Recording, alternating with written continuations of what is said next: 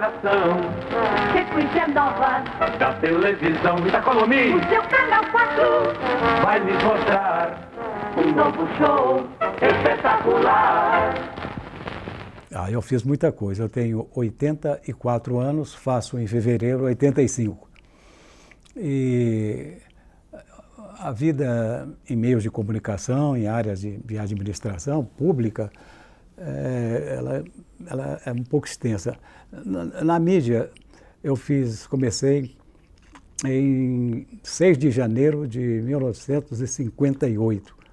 Era a Rádio Minas, que foi idealizada e construída pelo Ramos de Carvalho. Esse Ramos trabalhou muitos anos na BBC de Londres, inclusive no Serviço Brasileiro de Transmissão de Guerra, da Segunda Guerra.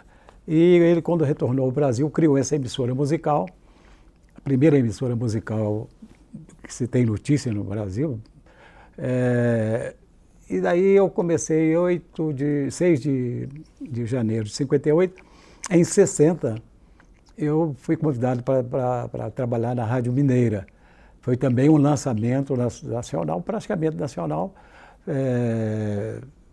feito, organizado, produzido, criado pelo José Mauro. José Mauro é um dos maiores personagens do rádio brasileiro, em história. Ele, desde a Rádio Nacional do Rio de Janeiro, onde ele foi um dos maiores nomes, junto com aqueles astros da época, produtores da época, o rádio que era o padrão brasileiro de qualidade.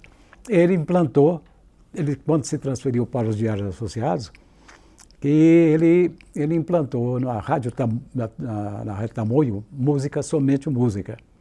E trouxe a ideia para Belo Horizonte, para São Paulo. E Belo Horizonte foi a Rádio Mineira, foi a segunda emissora música, somente música, um padrão excepcional de qualidade que ele criou. E aqui em Belo Horizonte ele criou, montou a equipe e entregou a direção da emissora musical para outro gênio do rádio mineiro, Aguinaldo Rabelo. Aguinaldo Rabelo foi, ao oposto do Ramos de Carvalho, foi um grande nome da Voz da América. Ele trabalhou muitos anos nos Estados Unidos como locutor e produtor na Voz da América.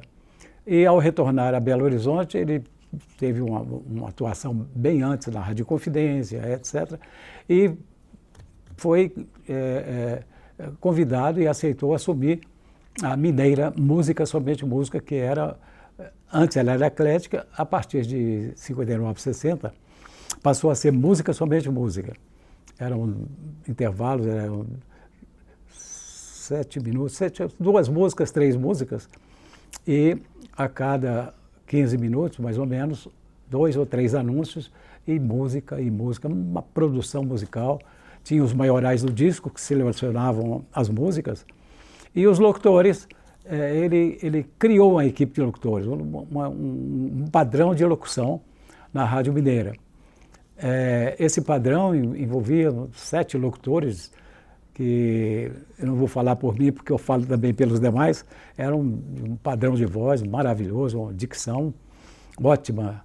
E nessa leva eu fui incluído por trabalhar numa rádio musical, a Rádio Minas, que também cedeu mais 2 locutores para a Rádio Mineira. Era o José Junquilho e o Geraldo Porto, que trabalhava nos Diários Associados também no estado de Minas, no Linotipo, que antigamente era chumbo, essa coisa. E essa equipe ficou marcada no Rádio Mineiro como uma equipe de alto padrão. Da Rádio Mineira, em poucos meses, a chefia de locução da Rádio Mineira me convidou para a TV Itacolomi. O chefe dos locutores era Ângelo Rezende Costa. E dali da Mineira, já falo da Rádio Mineira, aí comecei a trabalhar, foi um acúmulo de serviços nos Diários Associados. Eu passei a trabalhar também na TV Itacolomi como locutor de cabine. Também quem trabalhava era uma equipe de padrão excelente, E isso foi em 60, minha carteira assinada em 1º de maio de 1960, na TV Itacolomi. Eu segui a TV Itacolomi e, por sorte ou por interesse ou competência, é chato falar que a gente é competente, mas por viraram na minha pessoa uma qualidade para também apresentar programas ao vivo. Naquela época, na TV Itacolomi, era tudo ao vivo, nada se improvisava, nada se gravava, era uma coisa absolutamente fantástica. E nessa transição da locução de cabine, passamos também para apresentar alguns programas de jornalismo, né? Um deles foi o DT na TV, era o Diário da Tarde, aos domingos tinha um programa começo da tarde, 12h30, 13 horas, alguma coisa assim. E chamava-se até um título muito bonito, DT na TV, porque o Diário da Tarde tinha uma equipe de jornalismo também, de redação muito boa.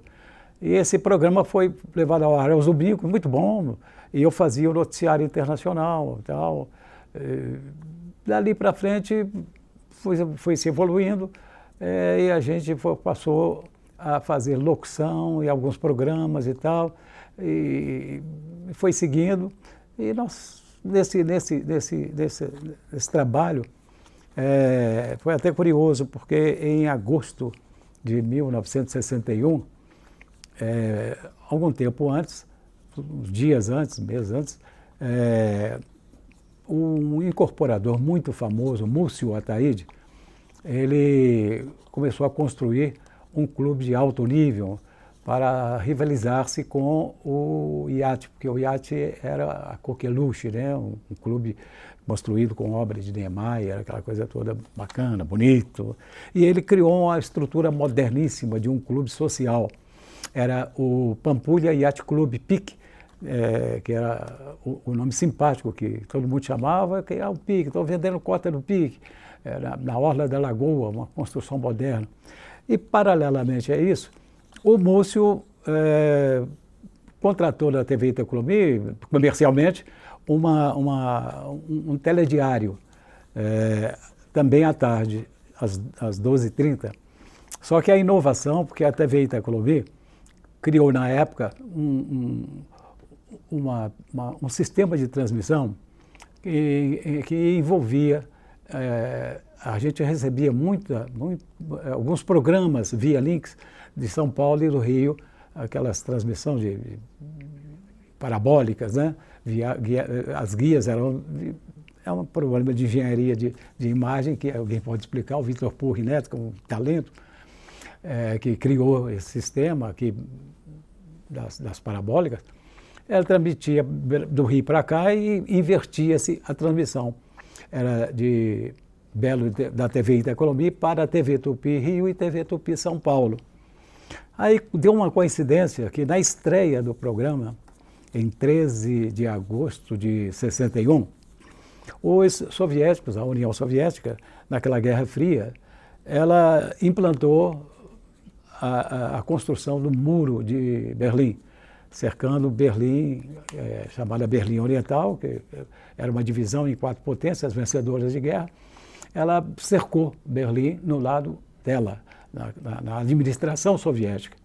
E foi um clima, um drama internacional. Coincidiu, esse fato era em Berlim, foi construído de madrugada, começou a construção de madrugada, e coincidiu de a gente estar estreando o telediário PIC. Na redação, na apresentação, éramos 3. Era eu, o Deni Moreira, que era da equipe da TV Itacolomi, depois ele foi um nome famoso aqui em Minas, ele era de Caratinga, mas veio para cá e se firmou como um dos nomes do jornalismo belo-horizontino, inclusive muitos anos deputado, etc, etc. E Rubens Silveira. Rubens fazia alguns comentários políticos na época, e eu e o Rubens Silveira fazíamos o texto. Coincidiu, então, no noticiário, do impacto internacional do Muro de Berlim, e nós, por felicidade jornalística de estarmos transmitindo para São Paulo e Rio, Rio e São Paulo conheceram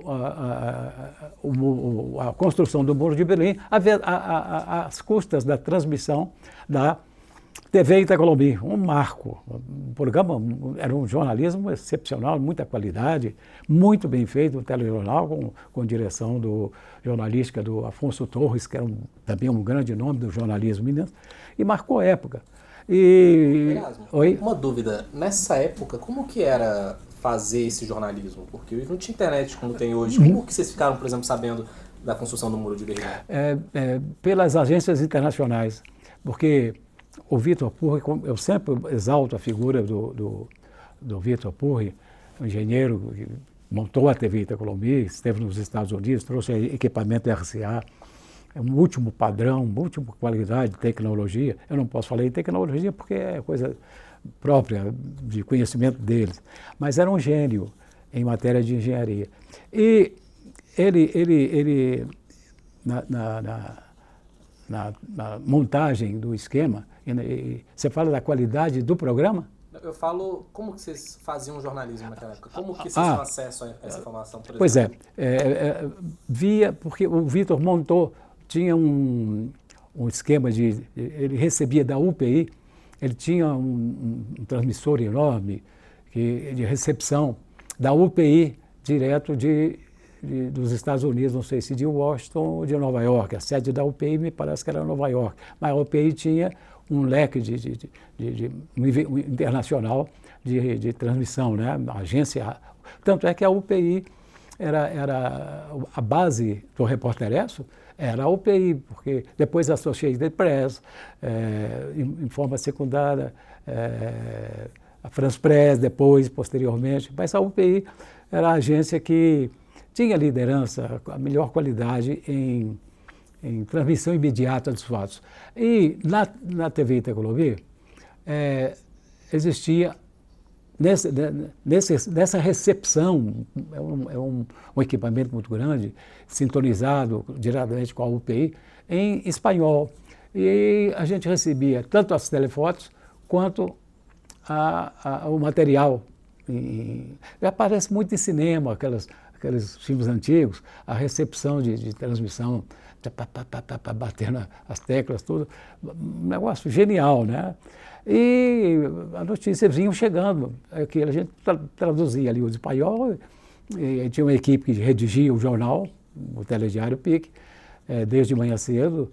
Afonso Torres montou uma equipe de redação, e montava-se o jornalismo com direção de programa, a tecnologia de hoje, assim, guardadas as proporções.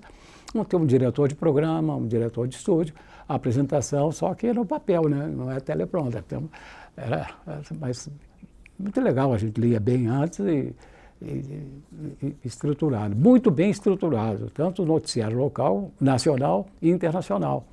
Era muito bom. O jornalismo era fácil de transmissão, né? Nunca se perdeu a qualidade, a agilidade da transmissão. Depois nós tivemos, só uma coisa de satisfação pessoal, porque como era um jornal que chegava no Rio de Janeiro e em São Paulo, eu fazia também um programa, foi conseguir que a minha atuação em Rádio Mineira, e eu fazia na Guarani um programa também à tarde. Ali a gente levava quem ia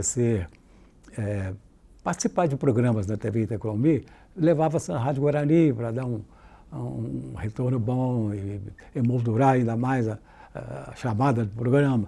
E esses artistas eram entrevistados na Rádio Guarani. E eu estava, felizmente, também, sempre uma coincidência muito feliz, nós vamos entrevistar a Elisete Cardoso hoje, aí preparamos no estúdio, tá? A Elisete veio. Elisete, é um prazer, Erasmo. Aí ela falou, não, eu te conheço, eu te vejo lá no Rio de Janeiro. É uma coisa gratificante, né? Falei, muito obrigado e tal. Mas você fez uma pergunta depois, né? Depois nós...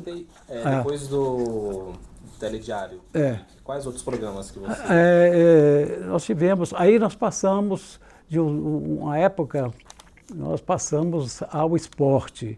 O esporte em Minas, 65, com o advento do Mineirão, ganhou uma projeção nacional enorme, né? Essa história a maioria conhece. E a TV Itacolomi, como sempre, pioneira, né? Os Avais vão montar uma equipe de narração, de produção. Já tinham esporte antes, como vários colegas, Milton Collin, Ulisses Nascimento, Dele Moreira fazia a transmissão, Moreno Neto, o Cleto Filho, são pessoas que lidaram na época de esporte. Mas depois, na construção dessa nova equipe, foram acrescentados nomes.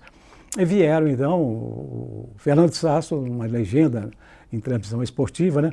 Aí nós trabalhamos com o Fernando Sasso, o Cafunga, o imperdível Cafunga, o Ronan Ramos, excepcional na cobertura, também de repórter de campo maravilhoso, né? Repórter da camisa amarela, o Magafa, com o tempo de jogo, e o Xizá, o Paulo Papini, o J.A. Ferrari faziam comentários dos clubísticos, né? Cruzeiro, Atlético, América e tal. E criou-se a transmissão constante de esportes. A Itacolomi investiu demais no esporte. E as transmissões eram todo evento grandioso, ou não grandioso, o Campeonato Mineiro, o Brasileirão, que começou a surgir com o Roberto Gomes Pedrosa, em 58, 59. Essa coisa foi ganhando força e nós seguimos no esporte durante muitos anos. Você fazia o quê? Eu fazia a retaguarda, né, ao vivo, esperar o esporte, um âncora de espera, né? O pré-jogo, chamado pré-jogo. E também participava do Bola na Área, do carro-chefe, como repórter, entrevistador. Fazíamos, já era uma parceria. Depois a TV Itacolomi passou também a administrar a TV Alterosa. Nós tínhamos um programa diário na TV Alterosa, então os estúdios eram muito perto, a gente saía da Itacolomi, corria, era no mesmo andar, corria para o estúdiozinho modesto, mas sempre acolhedor, com o pessoal, a mesma equipe atuava também na Alterosa. E daquilo surgiram programas fantásticos. O Bola na Área é uma coisa fantástica. O Papo de Bola com o Cafunga e o Sasso, eram 12h40, por aí, 12h30, dominava a praça pelo lado irônico do Cafunga, a profundidade que ele tinha de temas picantes. Então era a coisa mais gostosa de se ver, era o tal Papo de Bola. E o Bola na Área, pela grandiosidade do programa, chegou a ter João Saldanha uns 3 meses como comentarista. Nós tivemos o Strick, comentarista, e os maiores personagens do mundo esportivo eram ali na TV Itacolomi. E nós, em 1970, 71, 72, 73, 71, 72, 73, isso mesmo, 70. A TV Itacolomi, em São Paulo já existia criado esqueci o nome, não sei se é o Petri, o futebol dentro de leite. Aí os Evais vão incorporar também aqui na TV Itacolomi o futebol dentro de leite, que foi assim um sucesso, futebol para garoto, de 11 a 13 anos, no máximo chegando a 14. Era futebol de garotinhos, era uma coisa absolutamente fantástica. E a TV Itacolomi bancou, patrocinou esse futebol dentro de leite. Nós tínhamos uns 6, 8 times, era o Sasso na transmissão, para dar sempre valor à transmissão, e enriquecer o futebol da garotada, o Ronan, repórter, eu fazia repórter, eu comentava, Gerson Sabino também às vezes entrava.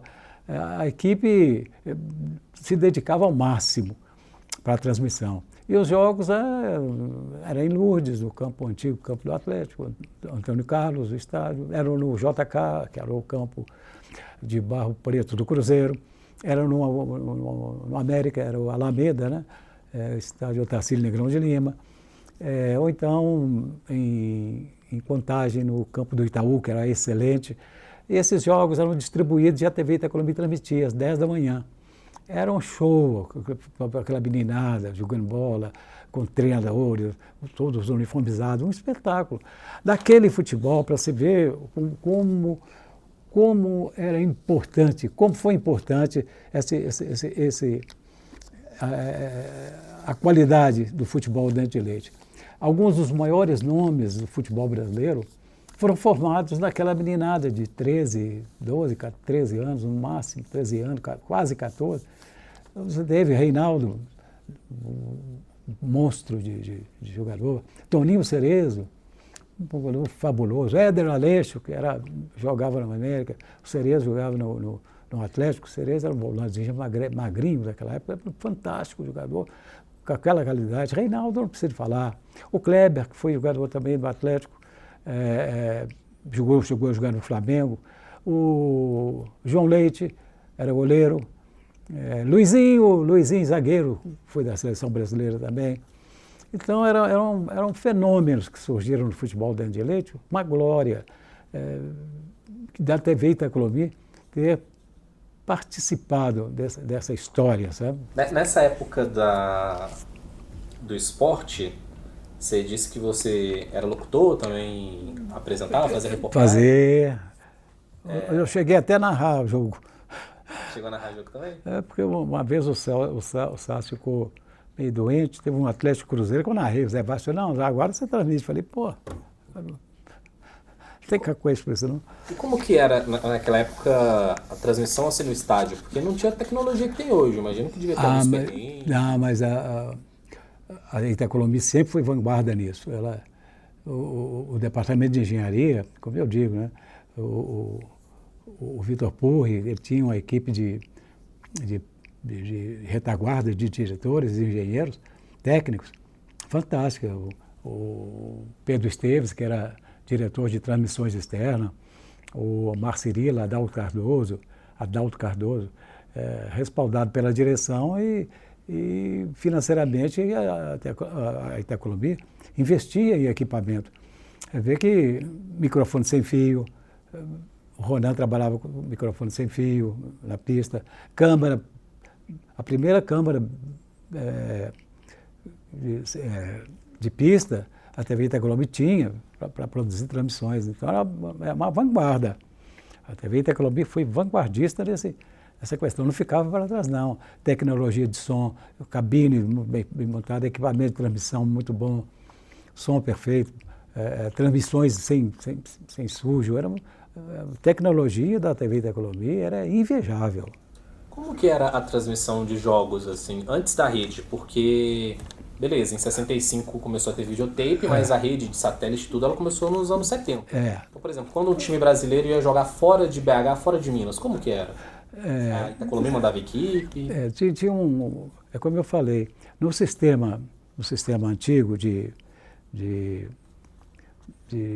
parabólicas, né, links direto para Rio, São Paulo, a Itacolomi, já na época do Acaiaca, os jogos, por exemplo, jogos no Maracanã, usava-se o link da Tupi, transmitia ao vivo. Então, já na preto e branco havia transmissão, a tecnologia, transmissões de gabarito. Depois foi o problema da Embratel, das ligações da Embratel, quando jogava mais, o avanço veio, né? Mas a TV Itacolomi fazia transmissões, via usando a rede Tupi. A rede Tupi fazia. A transmissão aqui foi pioneira aqui, a Itacolomi transmitiu o primeiro jogo fora, parece que de Sabará, um jogo no campo do Siderúrgica. Siderúrgica e eu acho que o América, o Cruzeiro América, Siderúrgica Atlético, não sei. Inclusive, já tem um esquema de sinal duplo. Se tinha jogo em BH, no interior ia... Exatamente, porque montava-se uma parabólica lá de Sabará para aqui, da Serra do Curral para cá, para Acaiaca, as parabólicas no Acaiaca, um sistema de engenharia meio complexo. Tinha até a história que, para que os estádios não ficassem vazios, né? Porque se tivesse em BH transmitindo um jogo de BH, a pessoa podia não querer ir para o estádio. Isso é uma coisa que... mas o povo ficava alucinado, porque os estádios eram muito pequenos, né? Por exemplo, antes de... tudo preto e branco, na época do Acaiaca, era muito gozado. Teve uma época, o Fialho Pacheco Foi inclusive repórter aqui, muito engraçado, Fialho, um gênio de jornalista. E na transmissão da TV Itacolomi, preto e branco, né, usava-se transmitir também no estádio JK. Mas aí o Fialho Pacheco criou um problema lá e tal, não podia, não ia atrapalhar a torcida, não sei o quê. Aí também tinha um prédio na rua Aimorés, acho, que a TV Itacolomi botou uma câmera lá para pegar o jogo lá do estádio. O Fialho mandou encher de cobertor, de papel lá para ter televisão. Fatos assim, estranhos, né? Era muito curioso. Mas as transmissões eram muito boas. Transmitia-se do Campeonato Atlético, do Cruzeiro, do América. Aí depois, 65, o Mineirão era diferente, né? Aí já foi porreta. Como que era, eu quero saber uns detalhes, entre aspas, da televisão antigamente, pelo seguinte, porque hoje em dia, por exemplo, tem ponto eletrônico. Na época tinha ponto? Ou você... Não, era um diretor de estúdio. Diretor de estúdio. Tinha um diretor com aquela câmera que você vê lá embaixo, ele plugava na câmera e o diretor de estúdio falava, tinha as ordens para o câmera e tinha o desse diretor de estúdio, que ele se encarregava de comunicar-se com o apresentador. Ele era a ligação do diretor de programa com o apresentador. E esse diretor de programa, diretor de estúdio, é que vai começar futebol. Você não tinha o retorno do Sasso. Só era, conta até 5 aí. Ou era, conta, vou contar lá 5 aqui ou 10 e você vai me seguindo. Aí, ia dando sinal e a gente preparando. Então, nós vamos direto ao Maracanã para ver o Atlético que estava. Um abraço, Fernando Sasso. Aí já entrava no 10, parecia que a gente já estava em contato. Ah, entendi. Mas escutar, quem estava no estúdio, por exemplo, você não conseguia escutar? Não conseguia, porque ele na chamada de Belo Horizonte, a linha de retorno, quase sempre tinha, mas era um pouco precário. Comunicação antiga não era isso, esse negocinho que você está aqui no celular e fala para o mundo inteiro. Algumas coisas eram precárias, mas você resolvia. Naquela época tinha que ter uma desenvoltura, né? Porque não tinha teleprompter. Não tinha. Você tinha que ter criação. Tudo é criado, mas tudo bem ensaiado, tudo bem produzido. Porque a TV Itacolomi tinha diretores de TV do mais alto nível, eram pessoas treinadas que conversavam com a engenharia, que sabiam a produção, é tudo bem produzido. Você vê os nomes lá, o Mário Lúcio Vaz, um gênio de direção de programa e de produção, ele foi um grande nome da Rede Globo. Durante anos ele foi, acho que o segundo ou terceiro homem da Rede Globo. Ele fez tudo na TV Itacolomi. Eu achava ótimo quando o Mário Lúcio ia dirigir programa, porque era uma segurança, ele, o Roberto Passi. Então eram pessoas gabaritadas, sabe? O Clóvis Pratos, eram pessoas que conheciam televisão, sabe? E te perguntar, a Copa de 70 talvez foi uma das grandes coberturas que a Itacolomi fez. Como que foi ela época? A TV, junto com a TV Tupi, né? O carro-chefe era a Tupi. As imagens geradas pela Teleméxico, né? Televisa México, né? Uma coisa assim. As imagens geradas no México com transmissão no México, né? Eram os narradores da Tupi. Aí o link de imagens era transmitido para Belo Horizonte e pela rede Tupi. Né?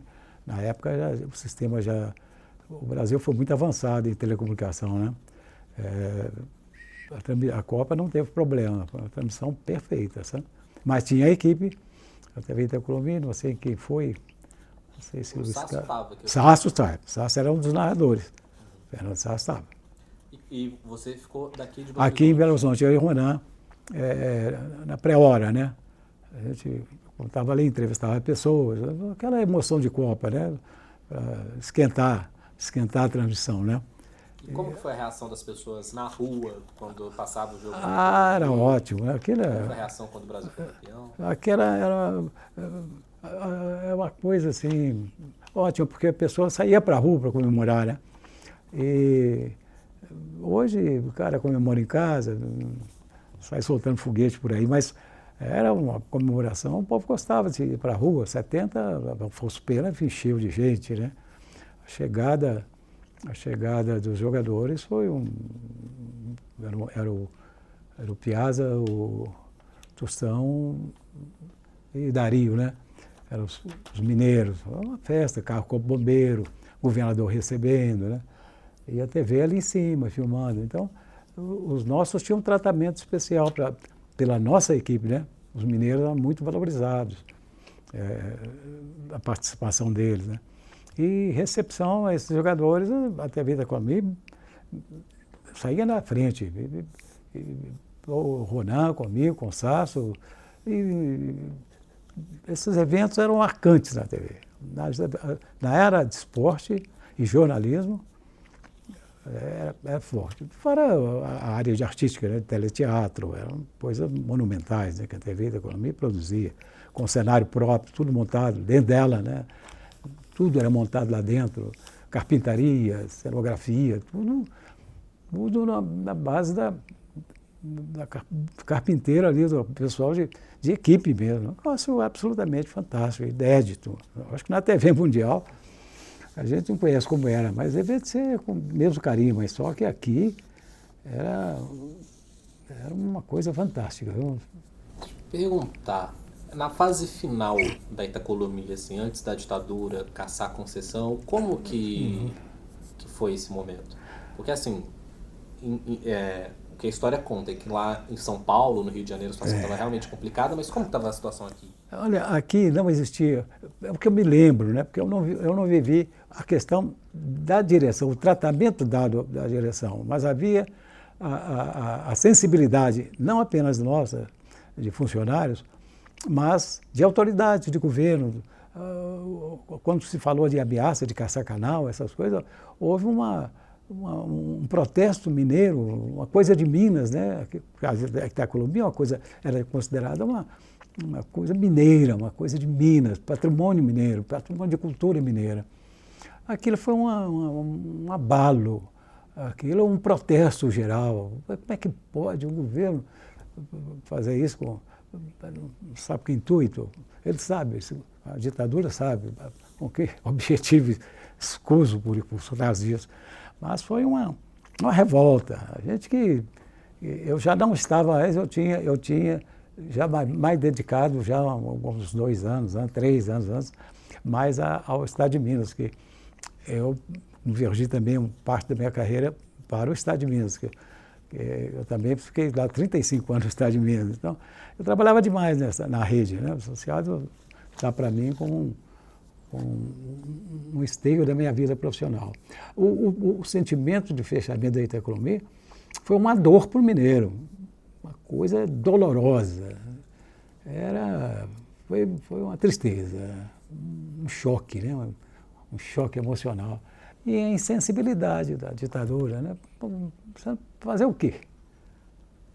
Uma metralhadora contra a ideia? Não tinha jeito, né? Então, triste. E te perguntar, para a gente finalizar, qual o motivo, ou quais motivos você acha que fez a Itacolomi ser tão importante para as pessoas que hoje, 45 anos depois que ela fechou, as pessoas ainda lembram, as pessoas ainda têm saudade? O que a Itacolomi tinha de tão marcante? É porque a Itacolomi encarnava Minas Gerais, sabe?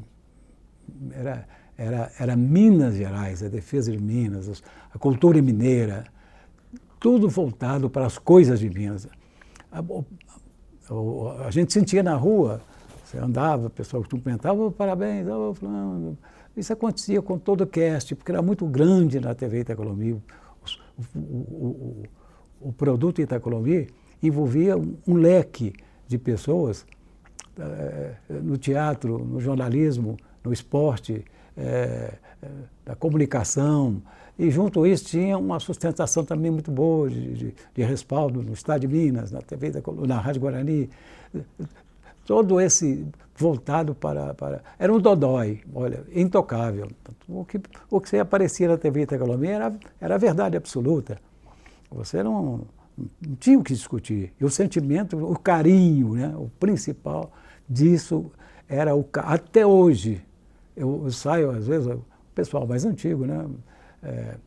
Eu encontro pessoas que falam, você é o Erasmo da TV Itacolomi, você, o Ronan, o Sasso, o Cafuga, fazia a gente rir e tal. Então, o esporte marcou demais, principalmente no esporte da TV Itacolomi, defesa do esporte mineiro.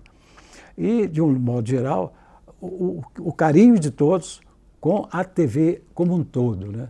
Porque tudo que a TV... E a TV retribuía, dando ao telespectador produtos de mais alta qualidade, tanto no teleteatro, no jornalismo de vanguarda, no esporte, que era o carro-chefe, assim, quase chefe, na publicidade, das transmissões, tudo que merecia uma transmissão. Ali a TV Itacolomi estava com o caminhão dela de reportagem, o povo achava ótimo aquele caminhão passar, a TV Itacolomi, o caminhão da TV. Quer dizer, é o sentimento mineiro, mineiridade mesmo. A TV Itacolomi, o que todos lamentam é isso. Por que aconteceu isso, né? O choro mineiro, Minas foi às lágrimas com a perda, irreparável. Para a cultura mineira foi um golpe irreparável, sabe? Muito lamentável, triste, pelo que significou a TV Itacolomi para Minas Gerais, a identidade. Aquele dizia TV Itacolomi, sempre na liderança, Canal 4, Belo Horizonte, Minas Gerais. Aquela mensagem é muito forte. Poucos segundos de uma mineiridade, um coração ali. Tanto é que o povo canta até hoje. Tantos anos passados, para cá, TV Itacolomi, liderança. É uma coisa absolutamente fantástica.